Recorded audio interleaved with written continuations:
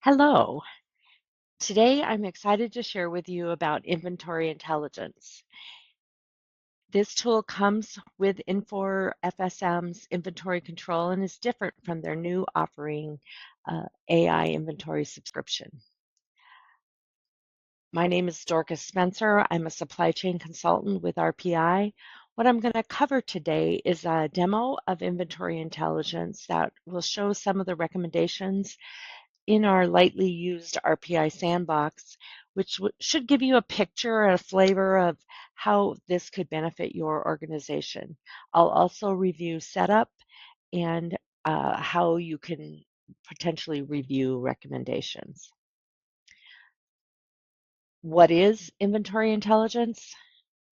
This is looking at about 180 days to a year's worth of transactions and making recommendations on reorder points and max levels in your item locations. So they're looking at how much transactions are happening and how that reflects into your reorder points and max levels. It creates this actionable information that you can take with a grain of salt as you evaluate your processes, and you can even run it to update. Stuff you need to know about what's going on in your organization is where are your heavy hitting pars and perpetuals? And then what would be a good couple of pars, a good location to start using inventory intelligence to see the impact? You'll want to get key folks involved, like an IT resource to make sure all that replication stat gets run properly. You'll want to involve supply chain leadership, inventory and analysts and coordinators to actually do the review. You could do your initial testing in your test environment or in production. It's just picking the timing on when rep sets are run, and that's where you probably want to work with your IT folks on timing. As the rules get set up, you'll want to continue to evolve, especially if you have a vendor that is very particular about what day of the week or when they will ship. You can create rules around those sorts of things to help your evaluation. Now I'm going to jump over and look at the application so that we can make some analysis going. So here is what the results of this run of the recommendation engines is within the RPI sandbox. As you can see, we have limited activity as we have no increased candidates. They don't recommend anything that's in here is increased in the quantity. Several decrease candidates, and these are the top ones, and then the removal candidates. So on each of these tabs, you can click the arrow, get your list of those top items that need review. You can back browser and then do the same for the top removal if you wish. These three tiles here give a summary. First, potential change. You can look at this $9.9 million reference inventory value and think there probably should be some action. And in the sandbox, they're recommending 9.4 million be removed. As you know, sandboxes have all kinds of stuff going on, but not every day, not all the time. Perpetual location, it lets you know you got about 56 of your large number of items that really have some value you may want to keep. And then you have a ton that you probably should remove from this organization, but yours will have a little more involvement here, and your par location is similar data. The other two tiles are about history, and they do some analysis there. But this is in this inventory intelligence role, and it kind of gives you that summary feel. The next thing you want to do is look at your recommendations, and this gives you a much better kind of detail. The first tab really is about all locations. Then you have the perpetual inventory items and those items details. Similarly, you have the par items and the par item details. And then this all items tab, which just lists everything. And it is very helpful for when you want to just look at one item and how it's doing all over the organization. You could see where it's located, but you can also see what recommendations are made for that item. So you can go, well, why do they have 10 and they're not using them? Let's evaluate that as a whole for the organization. I'm going to quick go over here and make sure I've covered things. But the filtering is real helpful for you to look at actions. The details, you're doing one item at a time. Um, and then, like I said, the recommendations when you look at this. We're going to go into a par item and look for one that has a recommendation. And to do that, here in this, you have a filter that just allows you to say yes, and you click search and you get that. You do the same on the perpetuals. So here in the RPI sandbox, we have 4 items on one par that are designed for a review. And you can see that we've looked at the review process and we're like, okay, we want to do something here.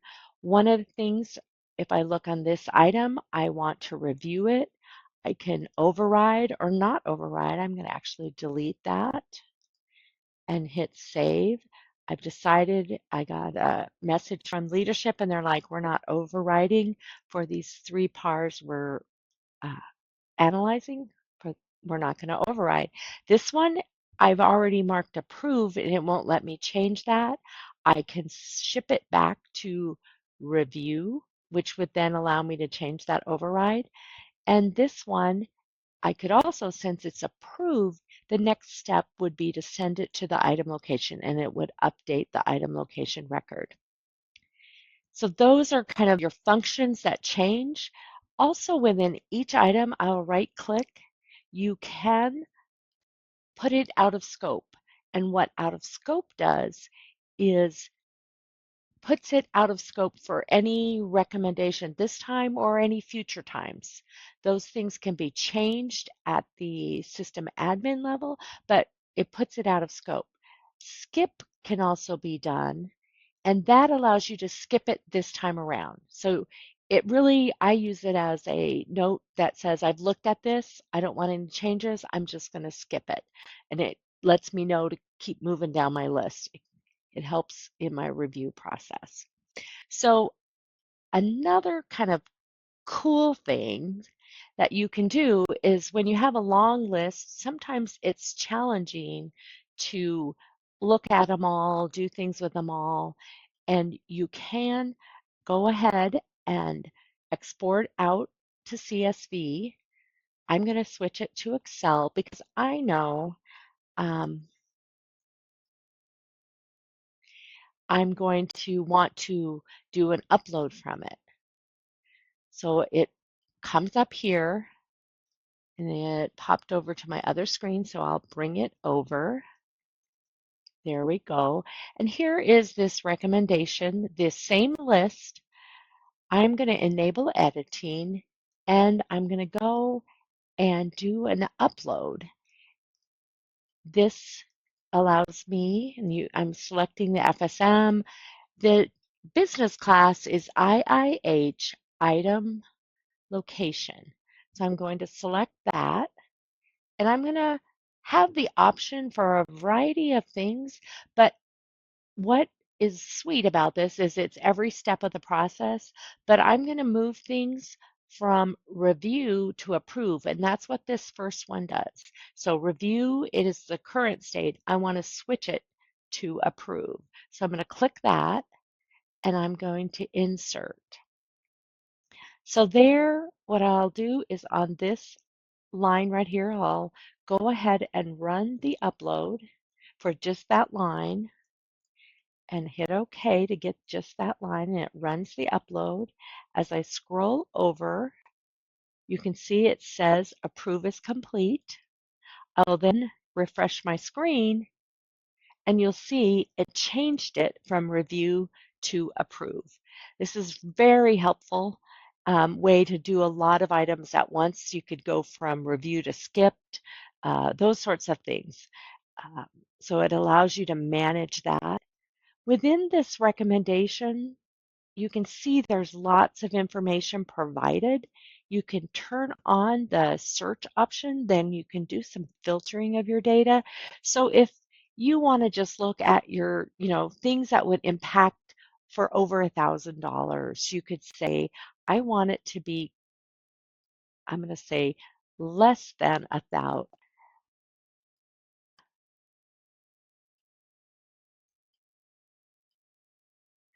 So those filters can help you. I ended up in the wrong cell.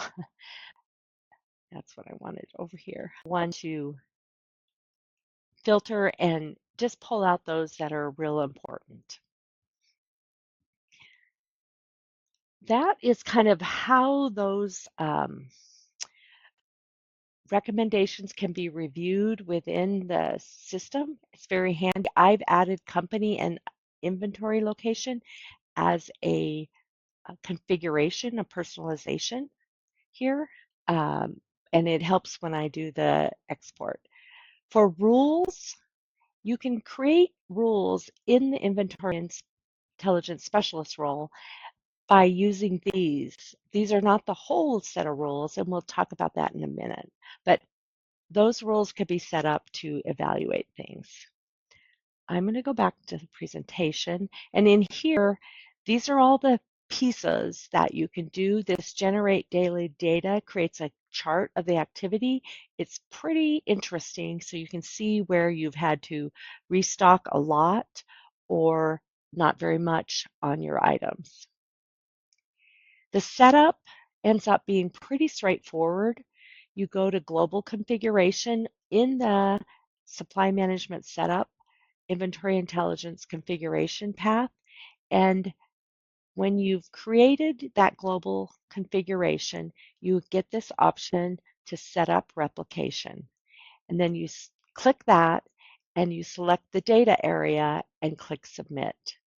And that starts the replication designed to be built um, and allows you then to run the replication data set, filling it up. Once those things are completed, then the engines are run for the daily data, and that creates those graphs. So that's something to keep in mind. And then the recommendation engine.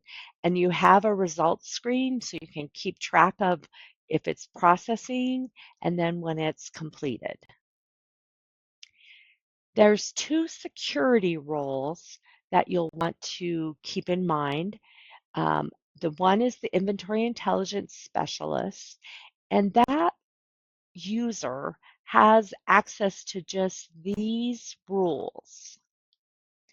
And then the supply management administrator has access to these global rules, location groups, which is kind of a cool functionality that you can just run the engine against a group of locations, and then the access rights, like I said.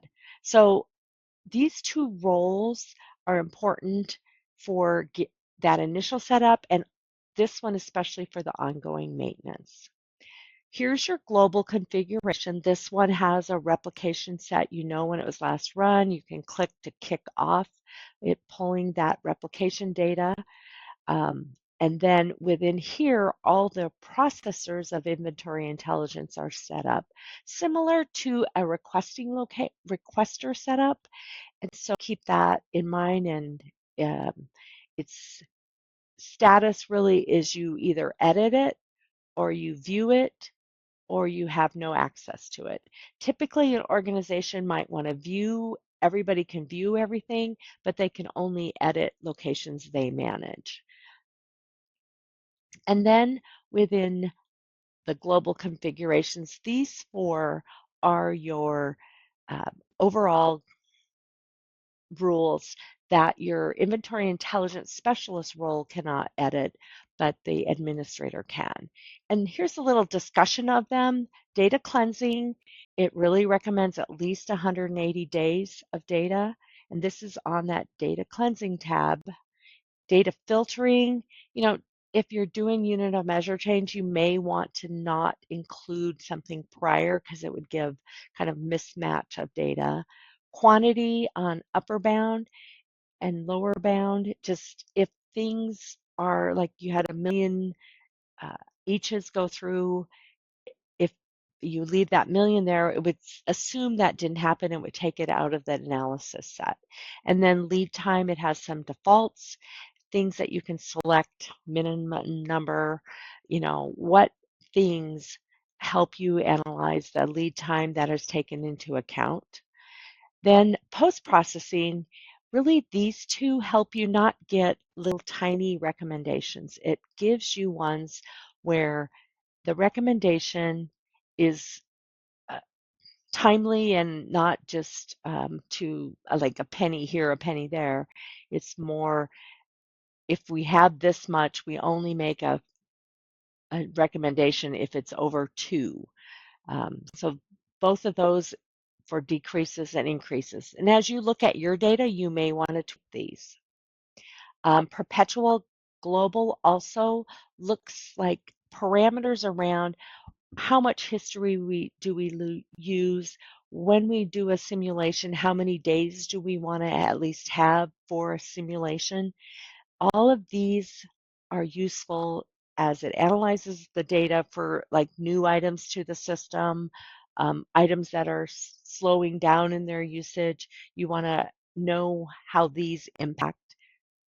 And then your PAR globals, similarly, just less inventory, more the 2 days of transactions and how much the PAR impact is by the unit of measure.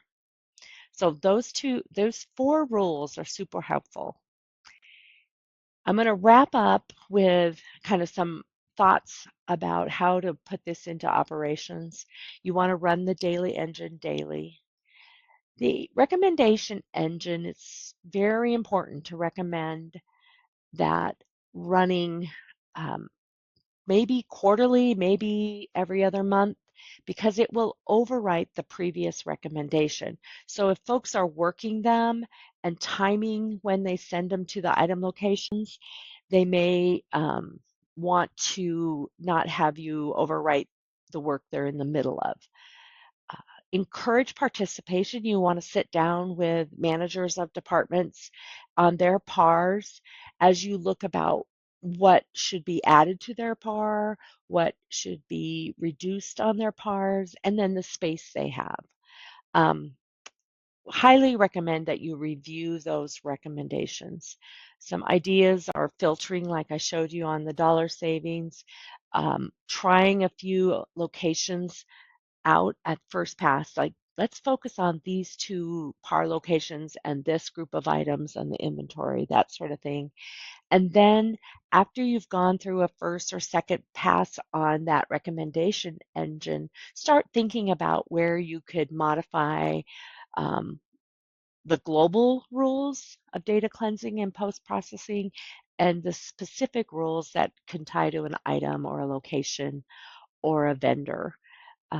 So all of those, make it fun to work with, make it fun to kind of see how you're doing. I mean, you are probably going to have some PARs that look spot on, but you're going to have a handful that you're going to have to go, maybe we should tweak these a little.